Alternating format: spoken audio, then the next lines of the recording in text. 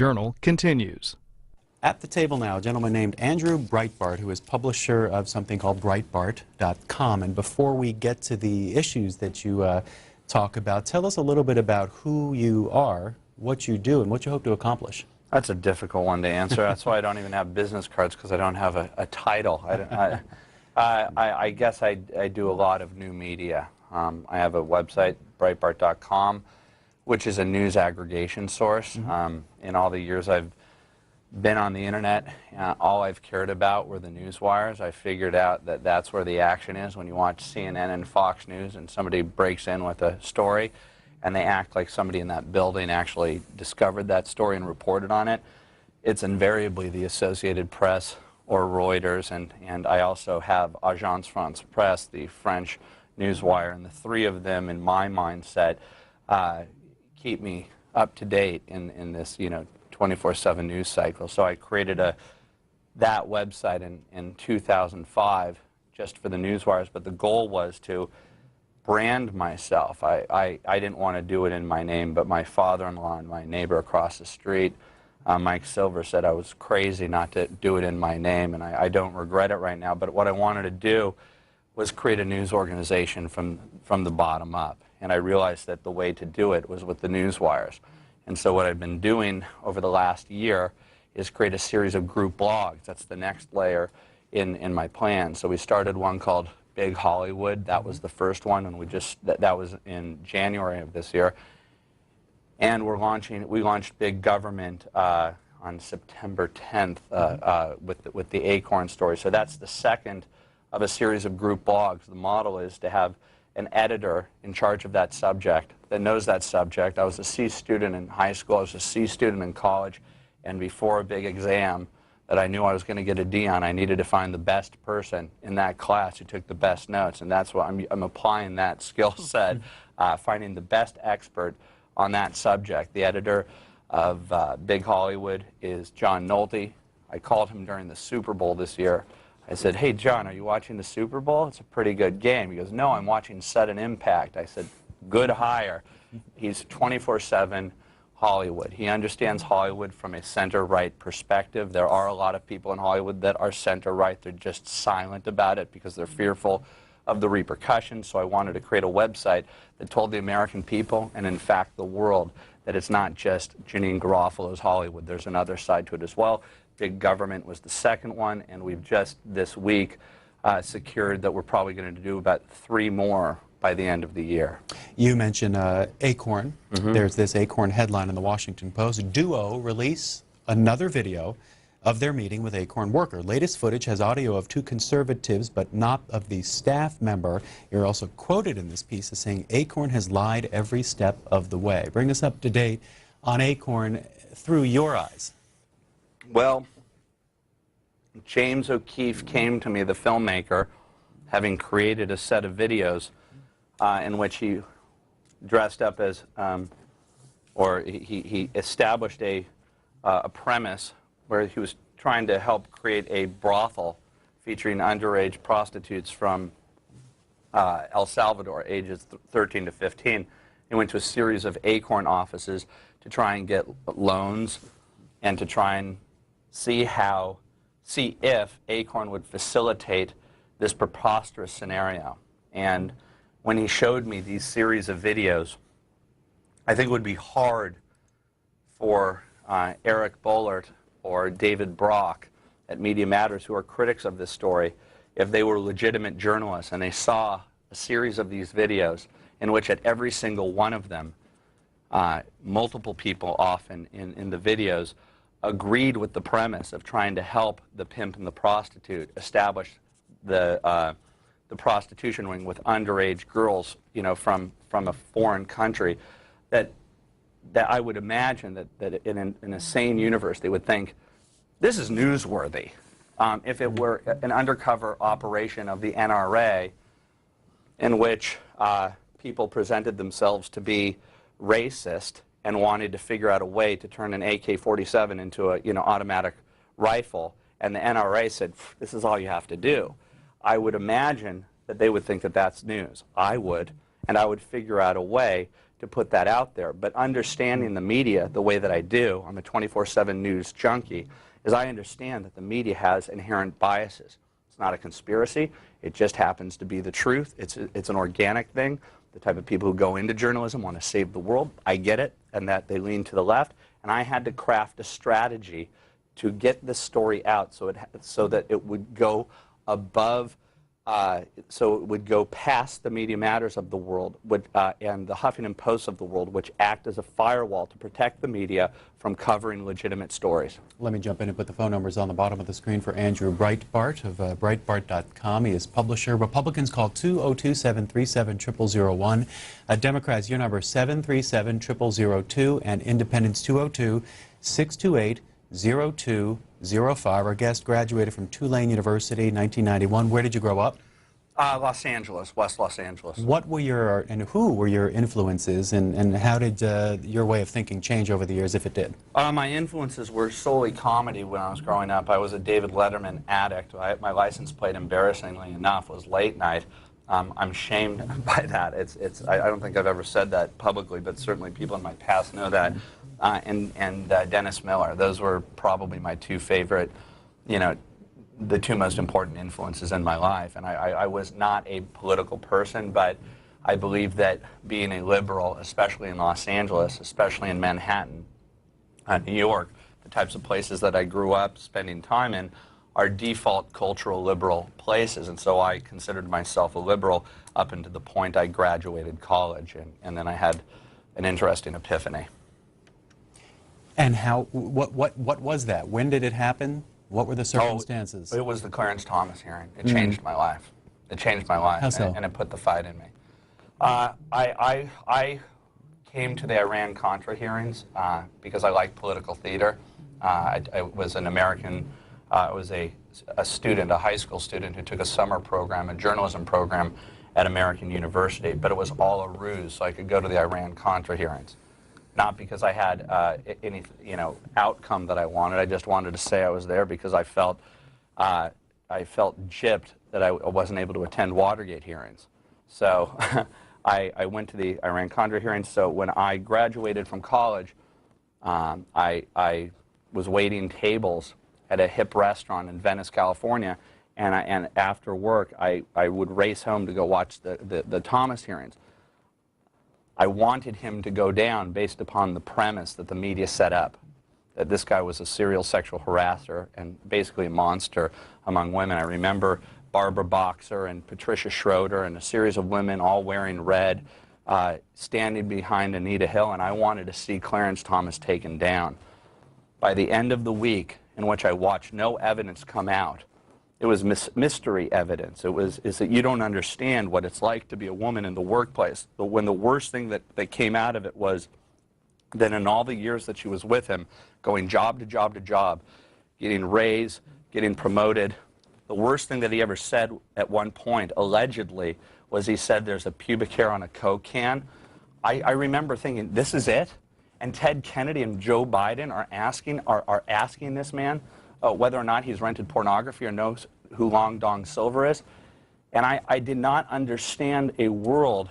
I couldn't understand what Ted Kennedy, of all people with his background, Lothario, Chappaquiddick, kind of a known, carouser, that this guy had the gall to go after Clarence Thomas. I said, what does he know about the NAACP and the media that they're not going to attack him for being a racist, for going after a man who was raised by his grandparents and who was raised by sharecroppers, who was experiencing the epitome of the American dream? And once I saw the paradigm, and that's why I call it the Democrat media complex, he implicitly knew that his political career was safe from the media for attacking a black man on national television.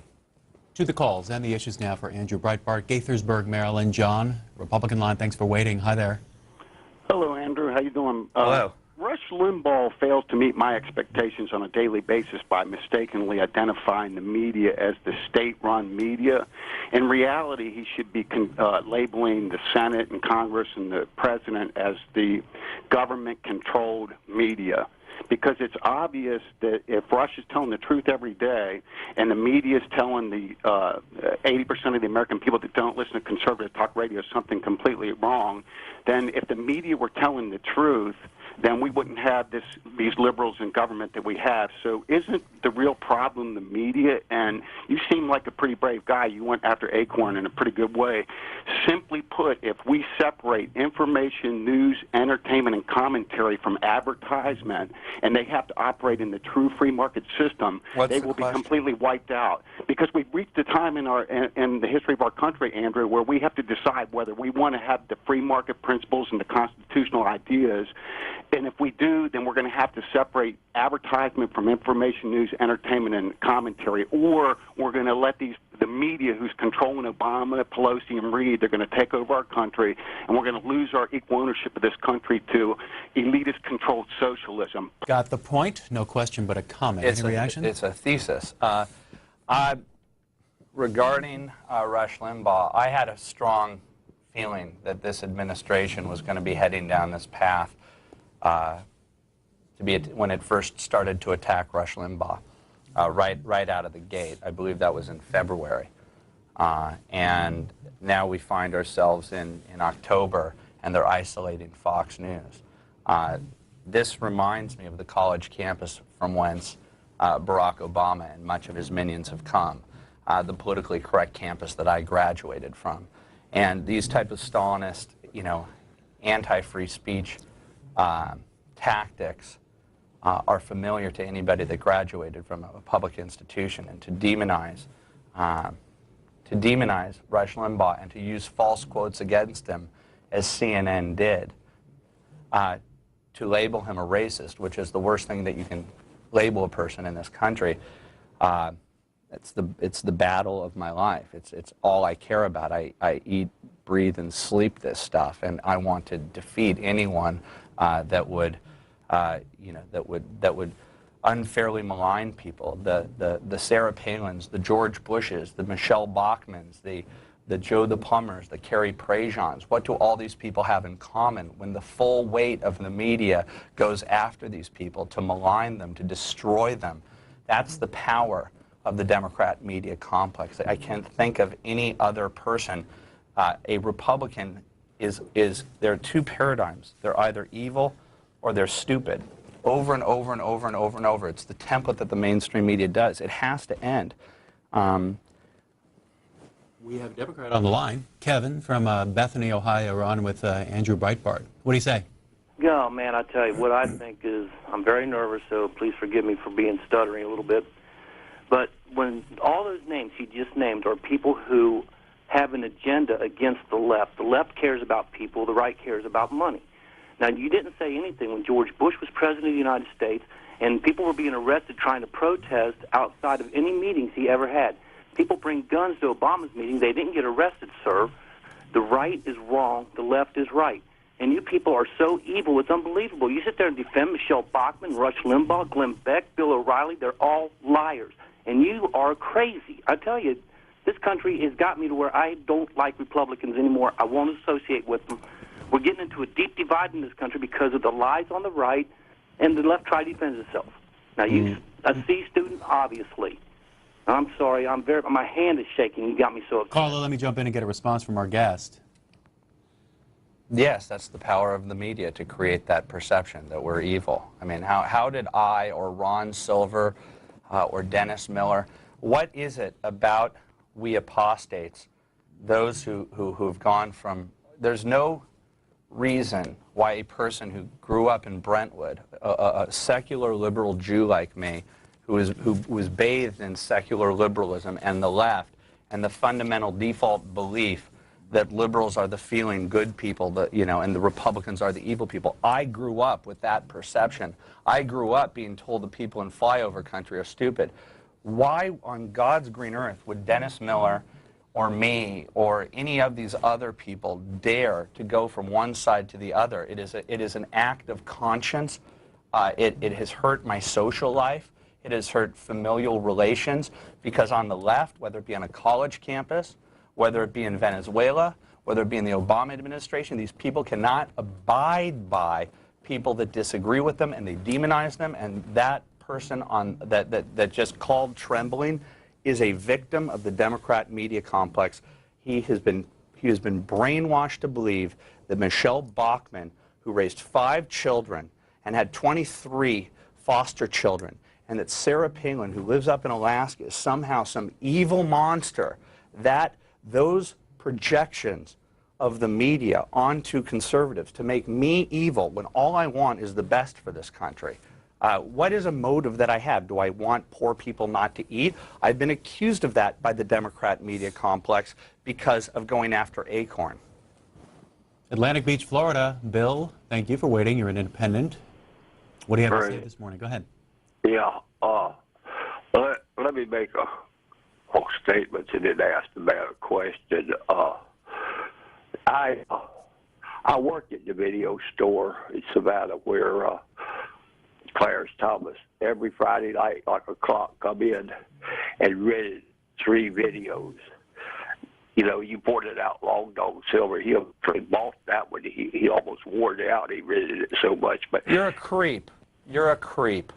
Let me tell you. You're a creep. I don't want to talk to this guy. Let's move on to Savannah, Georgia. George, you're on the Republican line. Hi. Hey, how you doing? Good. Well, let me answer to that before. Sure. What standard is he going by? The concept of the right to abortion is founded on the premise of a right to privacy. And they trotted out, allegedly, that he had rented a pornography simply to embrace him. What is this good, open-minded liberal trying to do by bringing up that he rented pornography? That he's a hypocrite because he believes in Christ, that he likes sex? I don't understand. It's to destroy him. And the fact that Ted Kennedy and Joe Biden worked in concert with the mainstream media to get this guy to believe that this is a salient talking point that can be used in perpetuity to destroy Clarence Thomas, again, is why I fight the way I fight. Here's a Twitter question for you. Does Breitbart think Fox News is not legitimate because they aren't an arm of the Democratic Party? Is that a double negative? I don't. Can you ask that again? Because the not threw me off. Show it again. Does Breitbart think Fox News is not legitimate because they aren't an arm of the Democratic Party? Well, of course, of course. Right now, according to Josh Gerstein in Politico, the article in which they were talking about the White House's strategy to go after Fox News was based upon the fact that they covered the ACORN story. Is ACORN a legitimate story, or is this opinion-based journalism? This isn't Hannity, this isn't Beck, this isn't O'Reilly's opinions. This is the information that was found on the videos. Is it a legitimate story? Well, before the mainstream media even covered the story, it existed in the under media that I am a part of, the new media. And Al Franken voted to defund ACORN. So he thought it was a legitimate enough story that he voted to defund it. And so right now, when we offer up the 6th video, based upon the premise that after all of the videos, ACORN lied every step of the way, and the media perpetuated those lies every step of the way, for the media to continue to take ACORN's line on their lies, built upon the premise, the false premise, that Hannah and James were kicked out of Philadelphia, for us to hold a press conference to prove the media wrong, to prove Media Matters wrong, to prove ACORN wrong, that yet again they got hit. That is a legitimate news story. But what happened last night? It wasn't on ABC, it wasn't on CBS, it wasn't on NBC, it wasn't in the New York Times that I know of, it certainly wasn't on the front of the paper. By going after Fox News and isolating that ACORN was not a legitimate news story, the media took the cue of the media. The White House is the city editor right now for this country, and it's disgusting. And thank God for Helen Thomas and The Nation magazine to be a little bit creeped out by this. Let me go to George now. Savannah, Georgia, Republican. Good morning. Yeah, thanks, sir. I've waited, and I appreciate the man there. But I did want to say this. if the media was really all that biased, I just got a couple of comments to make.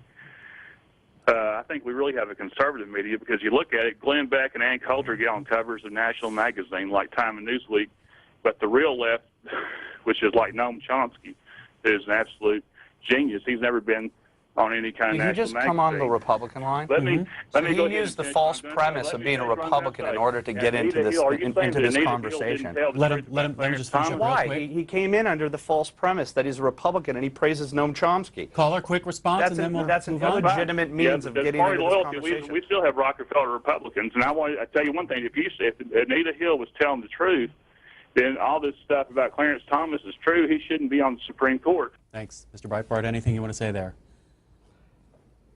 You can ask me the same question afterwards. I just don't want to grant him the ability to. This is what the left has been doing for years on AM talk radio, is calling under the false premise, getting talking points.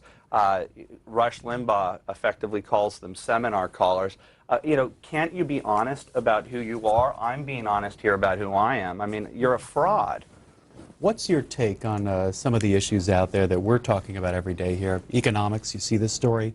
New jobless claims rise more than expected to 531,000. Continuing claims drop. There's the big healthcare debate. We're waiting to see how this is going to shape up. What's your perspective on the economy, healthcare, the big issues of the day, at least in the what you might call the mainstream media? Yeah, I'm a free market guy. I'm a small business kind of guy. I run my business from a basement. It's self-funded. I believe in the ingenuity of the American people to get us out, extricate ourselves from this situation that we find ourselves in, not the federal government. But do I believe in big business? No. I don't believe that big businesses have the American people's interest at heart either. I believe in small businesses in this country. It's the heart of this country, and I believe that they should that their taxes should be lowered in order to instigate more growth. We have time for a couple more calls. Kansas City, Missouri. Sean is on the line for Democrats. You're on with Mr. Breitbart. Good morning. Yes. Hi, Mr. Andrews. And I wanted to ask a question on, you say you sit in on the CIA intelligence with the Iran-Contra. Wasn't Oliver North part of the cocaine author of crack? Where was your voice then? And two, why you don't say nothing about Halliburton? All the billions of dollars they done stole or what is unaccounted for. Where's your voice there? I don't hear it. One more conspiracy theory, and we've got it all down to every conspiracy theory there. What about Bechtel? What about, I mean, the far left is very much rooted in fomenting conspiracy theories. The interesting thing about Van Jones as a community organizer, it's interesting to find out what community organizing is. I thought before the election that community organizing was helping, Mrs. McGillicuddy bring in her trash cans, and instead of going into corporate law, going to the inner city and trying to help people was what it was about. I now, because of ACORN and other stories out there, I now know what community organizing is. It's shaking down companies. It's getting money from Bank of America and other companies. It's about intimidating people. It's fomenting fake AstroTurf rallies in front of Walmart in order to get these companies to acquiesce to the left's ways. Now, to Van Jones, a community organizer who went to Yale Law School, whose narrative is very similar to Barack Obama. This is an educated man. He's a community organizer. He goes to Oakland, a very poor community in this country, and he becomes a community organizer. What did he organize around? He organized around the concept that Mumia Abu Jamal, the cop killer who killed police officer Daniel Faulkner, that was a conspiracy, that the white man was out to put this intelligent, poetic man in jail. Van Jones is too smart to believe that. He's a cynical man who used conspiracy theories to organize people, to get people to believe. If you could get poor people who are uneducated to believe that the white man is out to get you, then they'll do anything for you. They'll even go to Walmart and they'll protest if they don't even know what they're protesting about. Caller, our viewer wants some clarification via Twitter. Would you classify yourself as a Republican, Democrat, independent, or non-affiliated observer seeking to convey accuracy? He wants a little more. I definitely consider myself a conservative. It's taken me a long time to figure that out because I was so fearful of what that meant to my social standing where I live in Hollywood. But I basically am. I mean, I'm not a religious conservative. I was bar mitzvahed. I have the tape to prove it. But I'm not the most religious person you're going to meet. But I am sympathetic to the social conservative narrative. But I am very, very much a limited government guy. I am a low taxation. I'm a Reagan conservative. And I have sympathies towards the libertarian side of issues. And I can be persuaded on certain issues of consensual behavior between, two adults. I have a libertine soft spot. Let's try to squeeze in one more call from Melgie in New York. Go ahead, please. Make it brief if you can. Yes, Mr. Brightman, I'm sorry that you have, that I feel that you have, with all the intelligence. And let me explain something to you. Caller, need you to be brief, though. Education does not mean intelligence. And it breaks my heart to see that you are compromising yourself and choosing sides. Where there is righteousness, there is peace. May God Almighty forgive you. Final thought, briefly. We've got to go to the House. God bless you. I mean,